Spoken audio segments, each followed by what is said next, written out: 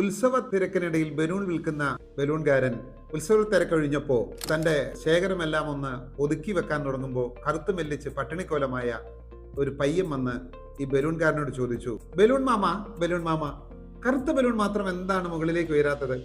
അപ്പോൾ ബലൂൺകാരൻ ആകാശത്തേക്ക് നോക്കി. പലവിധ വർണ്ണങ്ങളിലുള്ള ബലൂണുകൾ ആകാശത്ത് തത്തിക്കളിക്കുന്നുണ്ട്. അതിലൊന്നും കറുത്തതായിരുന്നില്ല. ആ ബലൂൺ മാമ ഒന്നും മിണ്ടാതെ തന്റെ കൂടയിൽ നിന്ന് ഒരു കറുത്ത ബലൂൺ എടുത്ത് അതിൻ്റെ ഉള്ളിൽ ഹീലിയം വാതകം നിറച്ച് അതിന്റെ വാ കെട്ടി അത് മെല്ലെ മെല്ലെ പൊങ്ങി പൊങ്ങി മറ്റു ബലൂണുകൾക്കൊപ്പം തത്തിക്കളിച്ചു. ഇത് കണ്ട് കുഞ്ഞി പയ്യന് സന്തോഷമായി. അവൻ നിറചിരിയോടെ അവനെ നോക്കി നിന്നപ്പോൾ ബലൂൺ മാമ അവനെ നെഞ്ചോടടുക്കി പിടിച്ച് അവനോട് ഇങ്ങനെ പറഞ്ഞു, മോനെ, ബലൂണിന്റെ നിറമല്ല, ബലൂണിന്റെ രൂപമല്ല, ബലൂണിന്റെ ആകൃതിയല്ല, അത് ആരുണ്ടാക്കി എന്നുള്ളതല്ല, അത് എവിടെ ഉണ്ടാക്കി എന്നുള്ളതല്ല, അതിൻ്റെ ഉള്ളിലുള്ള വാതകമാണ് അതിനെ മുകളിലേക്ക് ഉയർത്തുന്നത്.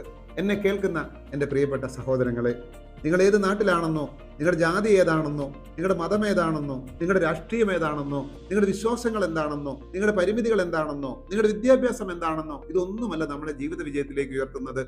നമ്മുടെ ഉള്ളിലുള്ള ആഗ്രഹങ്ങളാണ്, സ്വപ്നങ്ങളാണ്. അതുകൊണ്ടാണ് ദൈവങ്ങളെ മണക്കുന്ന രാമേശ്വരം ദ്വീപിൽ നിന്ന് കക്ക പെറുക്കി വിറ്റ് പേപ്പർ വിറ്റ് നടന്ന ഒരു സാധു ബാലൻ ഇന്ത്യൻ മിസൈൽ ടെക്നോളജിയുടെ പിതാവും ഇന്ത്യയുടെ പ്രഥമ പൗരനുമായി തീർന്നപ്പോ നമ്മോട് പറഞ്ഞത്, സ്വപ്നം കാണുക, സ്വപ്നം കൊണ്ട് ജ്വലിക്കുന്ന ഒരു ഹൃദയം ഉണ്ടാവുക. ആ ജ്വലനം നമ്മുടെ ജീവിത വിജയത്തിലേക്ക് ഉയർത്തും. നമ്മുടെ മക്കൾക്ക് എപ്പോഴെങ്കിലും ഈ കഥയൊന്ന് പറഞ്ഞു കൊടുക്കാൻ നിങ്ങൾ നേരം കണ്ടെത്തണേ.